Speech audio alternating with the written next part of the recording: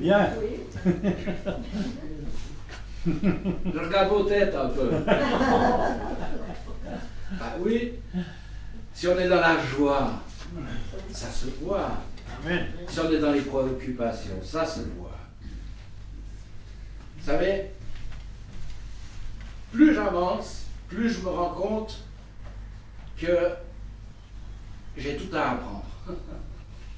Il y a tellement de choses que je croyais avoir vraiment compris, et je me rends compte qu'il y a tellement de choses nouvelles que Dieu me dit, des choses que je comprends dans des textes que j'ai lus des centaines de fois, ou en tout cas, peut-être pas des centaines, des dizaines, bien des dizaines, et d'un coup, vous avez une révélation. D'un coup, les choses s'éclairent, et je trouve que c'est extraordinaire. Ce matin, j'aimerais vous parler un petit peu au sujet de l'inquiétude. Vous connaissez le texte de Philippiens 4:6, hein, quand il est dit que de ne pas s'inquiéter, de nous inquiéter de rien, mais qu'en toute chose, de faire connaître nos besoins à Dieu par des prières et des supplications avec des actions de grâce, et la paix de Dieu, qui surpasse toute intelligence ou toute forme d'intelligence ou tout niveau d'intelligence, gardera nos cœurs et nos pensées en lui. C'est facile à lire, c'est facile à dire, c'est moins facile à vivre. Enfin, je ne sais pas pour vous, moi j'ai été tellement formaté depuis ma toute petite enfance à m'inquiéter. C'était une parole de ma maman qui revenait tout le temps. Mais tu t'inquiètes pas pour ça, mais tu t'inquiètes pas, c'était surtout pour mes leçons. J'étais pas un fou des leçons, malheureusement. Mais elle me disait, tu t'inquiètes pas, tu t'inquiètes pas. Et en fait, l'inquiétude, ou un certain niveau d'émotion, me faisait bouger. Et j'ai appris très bien ce que c'est la procrastination. Hein? De repousser demain, ce que tu dois rendre jeudi à 14h, fais-le à 13h, tu auras le temps. Et puis après, c'est la course, et c'est difficile d'arriver. Et en réfléchissant à tout ça, en méditant, je réfléchissais, le Seigneur me parlait, l'inquiétude, comment elle naît en nous. L'inquiétude, elle naît en nous au travers de notre imagination. Nous avons une information, et cette information, si c'est de l'inquiétude, sera une information négative ou à tendance qui pourrait être négative, et puis d'un coup dans ma tête, mon imagination se met à travailler. Et je vais commencer de projeter la suite. Je vais prendre un exemple. Admettons que d'un coup j'ai une douleur quelque part. Je n'ai pas du tout l'habitude de sentir ou autre. Et tout de suite, qu'est-ce qui va se passer? Eh bien, soit je suis un homme un peu spirituel et je vais m'adresser au Seigneur et lui dire, Seigneur, ça ne vient pas de toi, ça dégage. Mais ce n'est pas toujours la même chose. Ce n'est pas toujours ce que j'ai fait. Et ce que je le fais de moins en moins. Mais je commence à me poser des questions. Et je me dis, mais qu'est-ce qui se passe? Qu'avec toute l'information qu'on a aujourd'hui, notamment si vous regardez un peu la télé, eh bien, dans les publicités, surtout à l'heure actuelle en Suisse, hein, parce qu'en Suisse, c'est le changement, ceux qui veulent changer de caisse de maladie, c'est le moment de le faire. Mais vous êtes bombardés par tout un tas de médicaments, on vous dit qu'à tel âge, vous aurez ceci, vous aurez cela. C'est pas vrai? Et c'est des choses, si d'un coup il y a un symptôme, s'il y a un symptôme qui ressemble à ce que j'ai entendu, mon cerveau, vous savez que le cerveau il fonctionne par association d'idées. C'est comme un ordinateur. Vous lui posez une question, il va chercher dans sa base de données, s'il y a quelque chose qui correspond à cela, et il va vous le donner. Et cette émotion, qu'est-ce qu'elle va produire? Elle va produire obligatoirement, on ne peut pas faire autrement, mais elle va créer en vous, comme en moi, je vais avoir un sentiment, je vais ressentir quelque chose, je vais avoir une émotion qui sera parfaitement en rapport avec ce que j'ai regardé. Alors, ou ce que j'ai entendu, ou ce que j'ai vu. Mais si par exemple, j'ai un problème qui semble dans un domaine dans lequel je me dis, ça pourrait être ça, et que je vais sur Internet, alors là, c'est parti pour un tour. Hein? Parce qu'on va en avoir une pleine ribambelle. Vous allez recevoir tout un temps, vous ne devez pas faire ci, vous devez faire ça, vous devez manger ci, pas ça, et ceci, cela. Et si vous avez ça, certainement que c'est ça. C'est de la folie. Je réécoutais une parole, il avait prophétisé 20 minutes sur moi, Blestomie, en 2010. Ce n'est pas d'aujourd'hui. Mais je l'ai réécouté, ce qu'il avait dit sur ma vie. Et lui, il disait, chez moi, je n'ai pas de télé, j'ai rien. Pas de radio, rien du tout. Parce que je ne veux pas être influencé par les informations et tout ce qui est donné. Aujourd'hui, vous n'avez pas besoin d'avoir la télé. Il suffit de prendre son téléphone. Regardez dans un restaurant le nombre de gens qui vont passer le repas sans ouvrir leur téléphone. Moi le premier. Si d'un coup je pense à quelque chose, je regarde. Alors j'aime bien mon téléphone parce qu'à la prière, comme ce matin, Dieu me parle au travers de l'onction qui est là, des fois sur une parole dans une prière, et comme j'ai décidé de ne plus perdre les perles que Dieu me donne, je note. Alors, comme je ne suis pas une fusée pour écrire, ça met un petit moment, hein, je ne suis pas en train de consulter mes mails ou n'importe, ça ne m'intéresse pas, mais je note parce que je ne veux pas perdre. Des fois en un mot, ça me permet, mais des fois il m'en faut plusieurs. Et notre imagination va féconder, va créer en nous une semence. La semence, elle est préparée dans votre imagination. Jusque-là, ça va encore, même si on ne se sent pas bien, hein, même si des fois il y a des choses qui arrivent. Vous avez certaines informations qui vous arrivent, et bien des fois, ça nous met vite par terre. Je ne sais pas vous, mais je sais que moi, des fois, il y a des choses, d'un coup, ça me crée vraiment une peur, ou même une angoisse. Mais tout ça, ça va très vite. Parce que le cerveau est un ordinateur tellement puissant. Hein. Les hommes n'ont pas réussi à faire un ordinateur aussi puissant que le nôtre, malgré les immenses ordinateurs qu'ils ont fait. Bien, nous, ça va très vite. Et vous avez une réaction qui va se produire en vous. Vous avez une émotion. Et cette émotion, quand vous allez être conscient de l'émotion, ça peut devenir le cercle vicieux. C'est-à-dire que cette émotion, je me dis, oh mais c'était grave, ou c'est ceci, ou c'est cela, et ça prend feu. Ça prend feu, c'est comme un feu qu'on allume.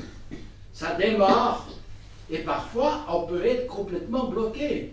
Hein, je l'ai raconté, je ne vais pas le re-raconter une fois, mais quand j'avais dû prêcher devant des serviteurs de Dieu, j'arrivais même plus à lire mes notes.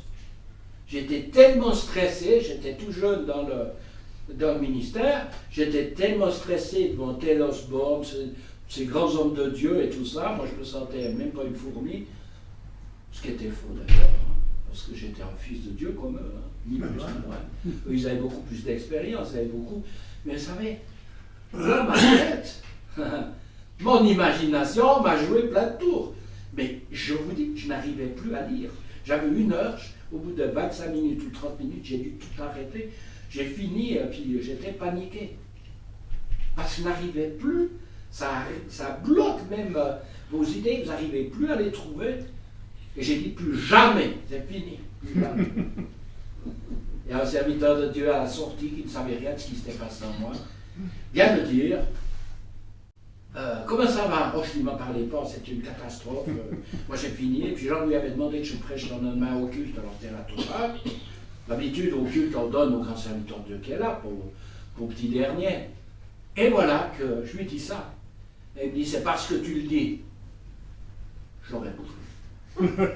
J'étais devant tout le monde, je venais de prêcher, mais j'avais vraiment envie de lui mettre en pain. Ça m'a agressé ce qu'il a dit. Même que c'était vrai, même qu'il avait raison. J'étais à Vichy, puis je faisais le tour de Vichy, Creusier, je revenais par le bord de l'Allier, tout ça. Comme vous êtes de Vichy, vous voyez, j'arrive à avoir ça dans votre tête. Mais j'étais comme ça. Parce que dans mon imagination, eh bien, au lieu de prendre la bonne décision de fermer cette porte-là, dès que c'est parti, eh bien, bonjour les dégâts. Là, c'est une chose. Mais le drame, c'est lorsque ça va sortir de notre bouche. Parce que ce qui va sortir de votre bouche va devenir une réalité pour vous demain. Aujourd'hui, demain et les temps qui viennent. Votre vie, ma vie, est le résultat de mes paroles. Pourquoi? Amen. Parce que nous avons tous reçu de l'autorité. Une autorité. Qui c'est qui a reçu de l'autorité? Quelques-uns n'ont pas reçu, à voir. J'ai pas dit de lever la main si vous étiez en train d'écouter ou de noter quelque chose, mais j'aime bien rigoler. J'aime bien rigoler. Mais on a tous reçu de l'autorité.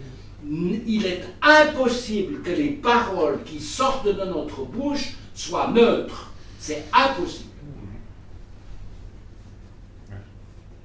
Oui, mais c'est rien, c'est pour rigoler. Non, rien n'est neutre. Ce qui va sortir de votre bouche va prendre vie, va donner votre autorité soit à Dieu, soit au diable.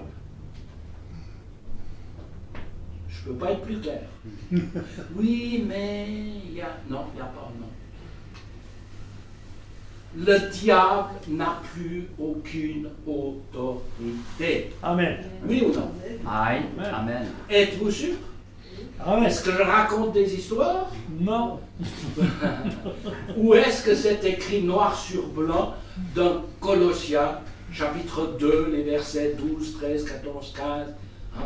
Il a dépouillé les dominations et les autorités.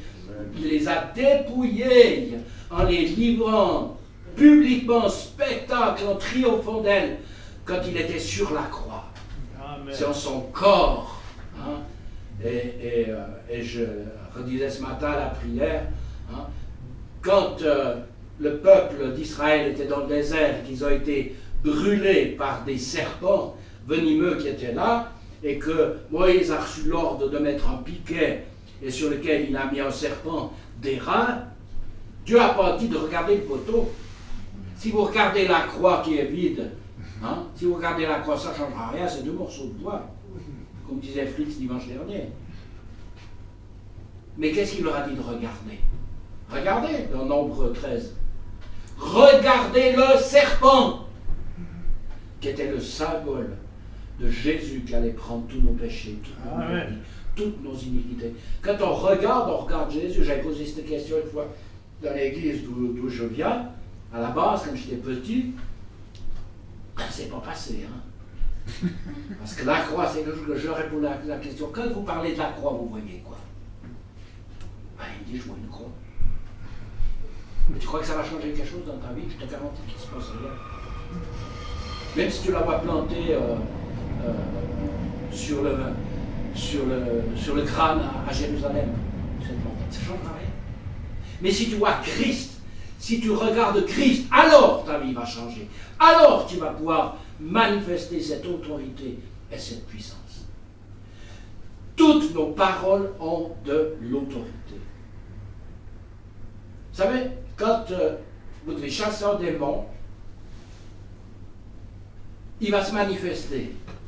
Il va, si vraiment il y a quelqu'un qui a un gros morceau à sortir, comme on dit, mais s'il commence à se manifester, est-ce que ça va influencer? Qu'est-ce qui va se passer dans ma tête à ce moment-là? Vous savez, les disciples, ils ont essayé de le chasser, et comme il n'est pas parti tout de suite, ils ont conclu qu'il n'arrivait pas à le chasser.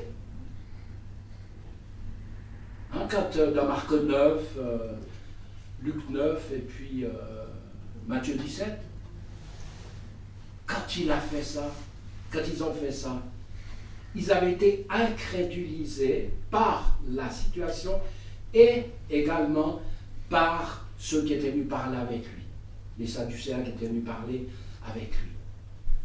Vous savez, les Sadducéens, c'était des gens qui étaient de la haute société. Hein. Ce n'étaient pas des gens qui étaient en bas, c'était des gens qui étaient considérés comme des gens très importants. Et c'est eux qui avaient souvent qui ont géré pendant longtemps le temple de Jérusalem. C'est eux qui étaient là.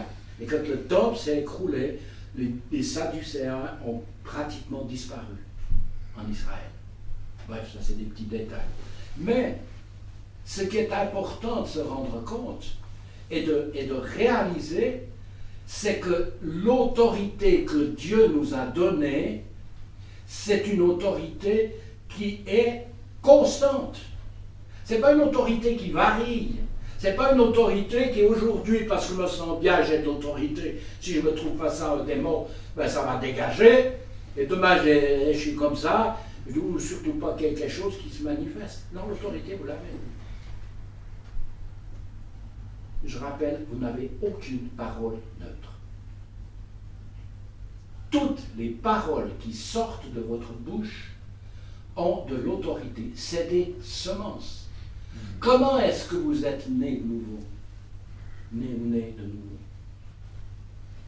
Parce que vous avez cru et vous avez confessé le nom de Jésus. Amen. Vous avez confessé le nom de Jésus et vous êtes né de nouveau. La foi, elle a besoin de sortir de notre bouche. La foi dans notre tête, c'est bien, ça ne change rien. Je peux m'illusionner. Je peux m'illusionner parce que je pense, non, je dois parler les choses. C'est-à-dire, je dois faire sortir du royaume des cieux qui est en moi, je dois faire sortir sur la terre, et pour sortir ce qui est à l'intérieur de moi, ça doit sortir par où? Ben, par votre bouche. On ne peut pas sortir par autre chose. Je me tais. Mais c'est vrai, c'est par notre bouche.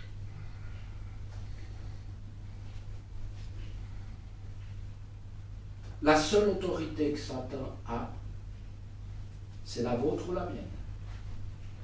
Si je lui donne avec ma bouche de l'autorité, mais je ne sais pas, mais je vais simplement prononcer une parole parce que ça travaille dans mon imagination et je vais la sortir, eh bien, le diable, s'il est là, il va l'entendre, droit de ses sbires, il va l'entendre, il va se dire c'est le bon moment pour lui taper dessus. Il m'a donné l'autorité pour agir. Le diable ne peut rien, écoutez bien, hein, je suis clair là-dessus, le diable ne peut rien contre vous. Amen. Le diable ne peut pas vous toucher. Amen. Il essayera de vous faire croire qu'il peut vous toucher. C'est impossible qu'il vous touche sans votre consentement. Non, ce n'est pas des fois qu'on le donne. Moi, je n'ai pas su que je vais donner mon consentement en 2022 quand je me suis retrouvé dans le coma. À un moment donné, quand Dieu m'a parlé, qu'il m'a montré la porte, il m'a montré simplement une porte. Il m'a dit, c'est ta bouche. Voilà. Wow. Je pourrais mettre tout un tas d'autres choses, d'autres. Non, non, c'est ma bouche. Pas une chance, comme diraient certains. Il y en avait un qui était là, qui n'aurait pas dû entendre ce que je lui ai dit. Mais c'est vrai, c'est tellement important ce qui sort de notre bouche. Eh bien, c'est qu'on peut voir, hein, si vous prenez dans Jacques, qu'est-ce qu'il est mis dans Jacques? Il est dit, eh bien, que notre bouche est comme ce petit gouvernail qui conduit un immense paquebot. C'est aussi ce qui peut enflammer, vraiment, et mettre le feu à toute une forêt, puis après on n'arrive plus à l'arrêter. Et ça, je pense que quand Jacques écrivait ça, il devait y avoir des problèmes dans l'Église, notamment au niveau des offenses. Vous savez, l'offense, je vais être très clair, excusez-moi des vulgaires, c'est de la merde. C'est le truc vraiment qu'il faut éradiquer de nos vies. Je pense qu'il y en a dans votre vie. Mais je sais que l'offense est quelque chose qui permet au diable de nous toucher. Il y a deux choses qu'il va utiliser. L'offense et la peur. Ou la crainte. C'est ce qu'il va utiliser. S'il est capable de vous offenser, il est capable de vous faire rater et de ne pas faire ce à quoi vous êtes appelé. Combien de fois n'ai-je pas dit, ah ben si c'est ça, eh ben j'arrête. Mais c'est une réaction à une des offenses qui m'avait été faite. C'est de l'orgueil, l'offense. Ouais. C'est une forme d'orgueil très cachée, mais c'est terrible l'offense. Ça nous bouffe la vie. Pas la vôtre, mais la mienne, ça m'a bouffé. Parce que l'offense, qu'est-ce qu'elle va faire? Elle va m'atteindre au niveau de mon identité. C'est que je ne suis pas ferme dans ce que je suis en Christ. C'est pour ça que je suis offensé. Quelqu'un peut me dire quoi que ce soit, ce qui était dit à Jésus, qu'est-ce qu'il n'a pas entendu? Quand vous voyez dans les Hébreux, quand il dit, il a souffert ce qu'on peut souffrir. Il ne parlait pas de l'œuvre de la croix, mais du temps qu'il était sur la terre. On a quelques récits où les gens voulaient le tuer, voulaient ceci, cela. Mais toutes les paroles qu'il a dû entendre, si c'était offensé. Mais débrouillez-vous, moi je m'en vais, je me barre les gars. J'arrête si c'est ça la vie. Non, il a continué. Amen. Et il y a tellement de gens qui se sont fait arrêter à cause des offenses. L'offense, si je suis offensé, c'est très intéressant. Parce que ça me permet d'aller chercher ce que je n'ai pas compris de la personne que je suis. Qu'est-ce que je n'ai pas compris dans ma nouvelle identité? C'est pour ça que je peux être touché. Si je sais qui je suis, si je sais, on peut me dire ce qu'on veut, mettre des doutes, essayer de me dire des trucs un peu tordus ou autre, ça ne va pas m'atteindre. Je ne vais pas avoir du plaisir à l'entendre, c'est clair. Mais je dis, passe. Mais ce n'est pas facile d'apprendre à gérer l'offense. Et pour la gérer, il faut aller à la racine. Et la racine de l'offense, c'est que je ne suis pas stable au niveau de mon identité. Je ne suis pas assez établi dans mon identité. Quelle partie de mon identité n'est pas claire en moi? Je vous ai dit que nos paroles, les paroles d'une personne qui nous offense, c'est une semence qui va être souvent animée par l'adversaire, qui va la prendre, qui va essayer de vous mettre un grand coup dans le cœur, pour que ça vous touche bien, que ça vous arrête bien, que vous ne voulez pas aller plus loin, parce que vous en avez marre. Je parle de moi, je ne parle pas de vous. Je parle de moi. Combien j'ai voulu de fois tout arrêter et partir. Mais l'appel qui était dans mon cœur était plus fort. Merci Seigneur m'avoir appelé aussi fortement. Amen. Amen. Sinon je n'aurais pas tenu le coup. C'est sa grâce qui m'a tenu. Vous n'avez pas été régénéré par une semence corruptible, mais par une semence incorruptible, par la parole de Dieu vivante et permanente. Pierre, la première épître de Pierre au premier chapitre nous le dit très clairement. Donc, vous avez reçu quoi? Une parole. Et cette parole, elle a permis que vous soyez enfantés. Vous avez cru cette parole, vous l'avez confessée, et vous êtes nés de nouveau. C'est extraordinaire. Mais malheureusement, on peut faire naître des petits cochons. Si on a une parole qui sent mauvais, et puis quand je la gère, et tout ça, elle va aussi produire, et je vais un peu puer après. Non?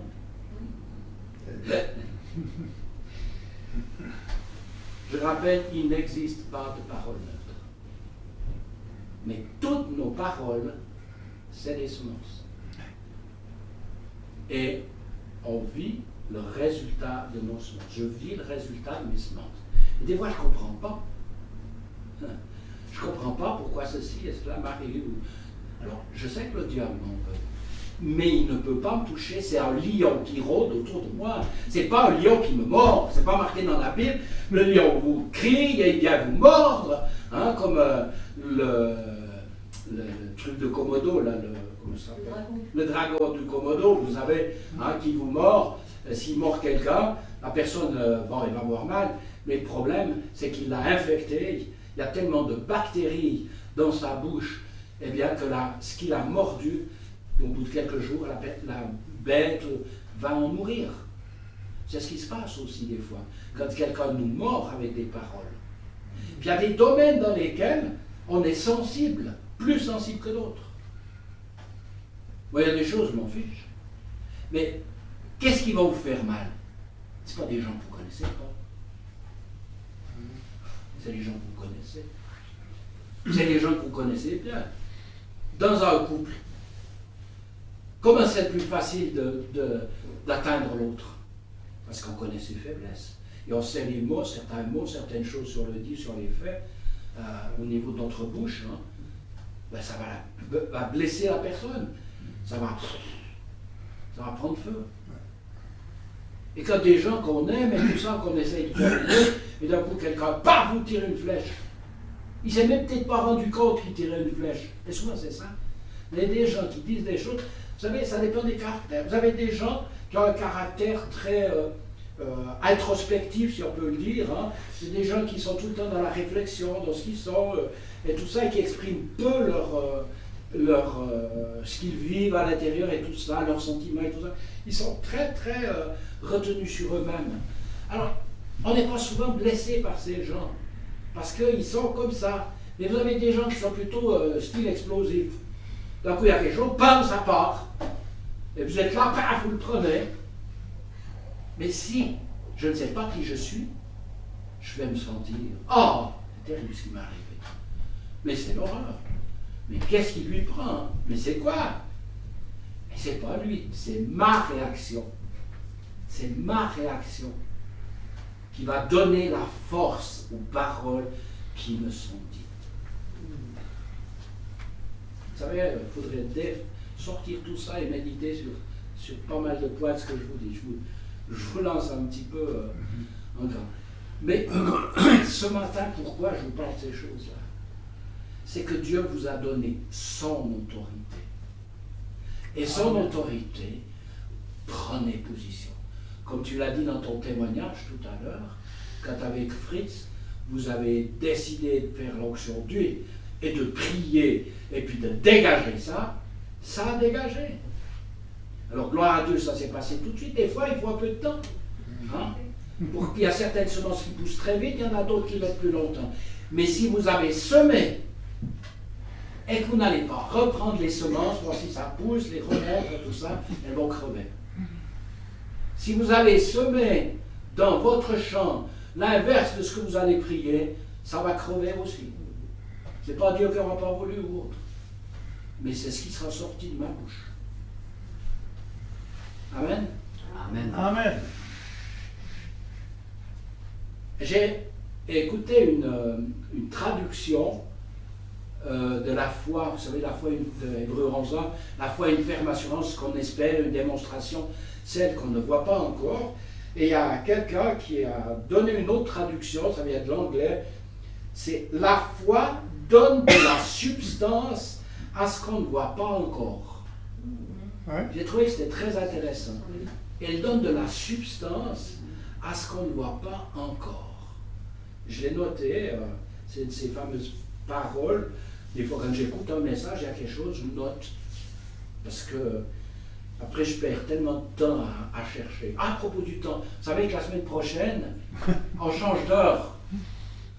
Vous allez pouvoir prier le matin 1 heure de plus avant de venir au culte. Vous croyez que j'allais vous dire que vous allez dormir? Eh bien, détrompez-vous. 1 heure plus en prière. Et on aura un culte hyper béni. Amen. Amen. Si vous voulez dormir plus, on n'arrange pas. Mais la mort et la vie sont au pouvoir de la langue. Et la suite, moi je fais toujours au début, puis j'oublie la suite. Quiconque l'aime en mangera les fruits. Je vais manger les fruits de mes paroles. J'ai encore du travail chez moi, je vous promets. Mais c'est bien parce que je sais sur quoi travailler. Amen. Quand je crois que je suis arrivé, c'est la fin des haricots. Heureusement, ça ne m'arrive pas, mais j'aime bien savoir sur quoi je vais travailler. Je vais gérer. Vous savez, j'ai peut-être pas l'air, mais je réagis très vite à l'intérieur de moi. Je réagis très vite. J'ai appris à me la coincer, comme on dit, mais à l'intérieur, des fois, hein, vous pourriez faire cuire facilement des œufs.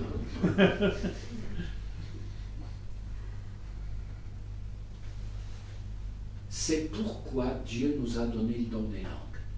Vous savez, il y a des gens, ils veulent absolument prophétiser. Ben, c'est une très bonne chose parce que c'est mis de désirer avec ardeur les dons spirituels. Mais vous avez des gens, ils veulent prophétiser, mais ils ne sont pas fichus de passer du temps à prier en langue. Si on ne commence pas par les petits commencements, comment voulez-vous que Dieu nous donne plus? Hein? Prions en langue. Quand vous priez en langue, votre langue, elle parle dans l'autorité de Dieu, elle parle la volonté de Dieu. Elle met en œuvre, elle met des semences pour la suite de votre vie. Vous avez un sacré semoir du ciel. Amen. Ça vient du ciel. Et parlons en langue. C'est pour ça que dans notre petite communauté, je vous casse les pieds avec ça. Hein? Et puis on a des temps où on prie beaucoup en langue. Mais c'est important ce qui sort de notre bouche. Amen. Alors soyez bénis. Hein? J'aurais pu vous donner plus comment faire, ceci, cela. Mais je pense que la prise de conscience de choses qui doivent encore évoluer, cette prise de conscience fait que c'est le début du changement. Des fois, on est un petit peu atterré parce qu'on se dit « Ah, mais encore ça, et puis il faut que je change encore ça, mais je ne sais pas comment vous réagissez, je parle par rapport à moi. » Mais ce qui se passe, c'est qu'à l'intérieur de moi, j'ai compris que c'est une grâce de Dieu quand je prends conscience de quelque chose qui est à changer. Ça me permet de demander à Dieu comment le faire, de chercher dans ma Bible, Dieu va me révéler quelque chose, et de le mettre en œuvre. Hein? C'est pour ça que la Bible dit que tout ce qui est vrai, tout ce qui est pur, tout ce qui est digne de louer, soit l'objet de vos pensées. Amen. Amen. Seigneur, je bénis mes frères et sœurs. Seigneur, c'est de la joie ce matin. Parce que nous savons avec les louanges, la prière, nos cœurs, Seigneur, il y a une percée dans cette région qui s'est faite. Amen. Parce que la louange fait fuir les ténèbres. Et on t'en remercie. Et ta grâce est avec chacun et chacune au nom de Jésus. Soyez bénis. Que ta parole, que les paroles qui venaient de ton cœur soient plantées. Tout le reste, que ça tombe, Seigneur, au nom de Jésus. Amen. Amen.